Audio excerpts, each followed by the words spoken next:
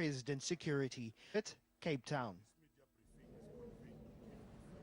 Let's get some response now from political analyst Daniel Silke, and he joins us from Cape Town. Mr. Silke, afternoon to you, and thank you so much for joining us. So what is your assessment of this latest turn of events regarding Nkandla? Well, look, I think we were always waiting for this particular report, and I don't think that South Africa or analysts necessarily expected the government to take a line that would in any way implicate President Zuma. So I think this is fairly predictable. I think what's interesting, of course, to note is that this is not the end of the story. We're waiting for the Public Protector's report that's still going to come out. And I think if the Public Protector's report shows certain inconsistencies with this particular report, I think that will be seriously embarrassing for President Zuma.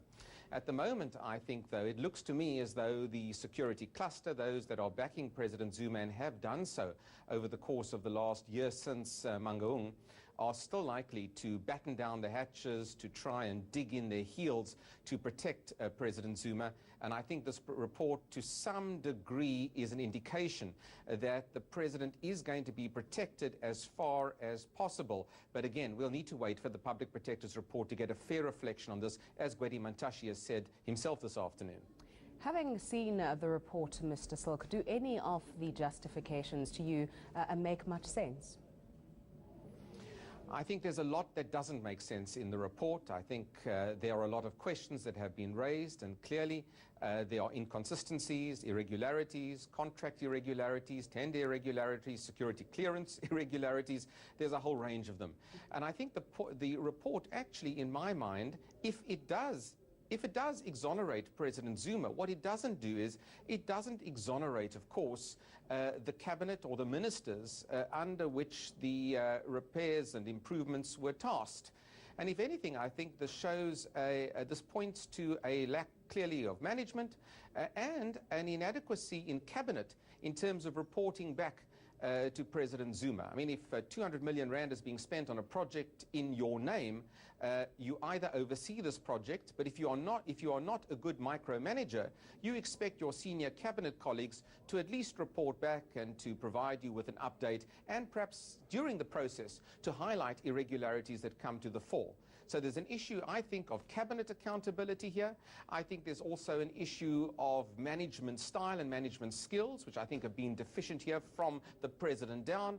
And I think clearly accountability is going to be the critical issue. Who's going to take the rap for this? Will it simply be middle level or low level officials, or will it be perhaps a senior cabinet minister, or perhaps Jacob Zuma himself, who will take the eventual rap?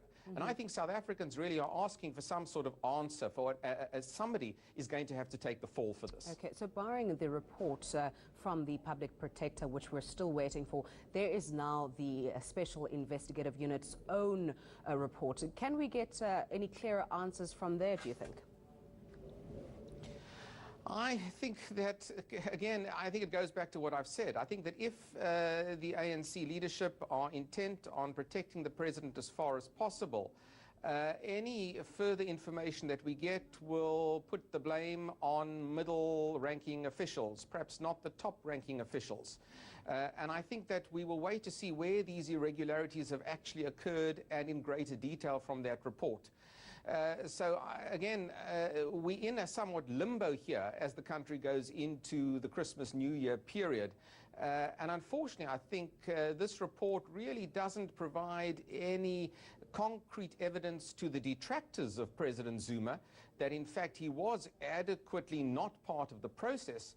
And unfortunately, I think these suspicions about the president and his role in this are going to continue for some time. And in fact, Mr. Mantashe is quite right by saying that he would have loved to have had the Public Protector's report out much earlier, so that all the evidence could be compared and digested. And I think, unfortunately, it leaves us dangling as South Africans over this New Year period.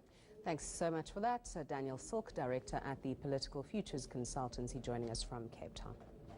Let's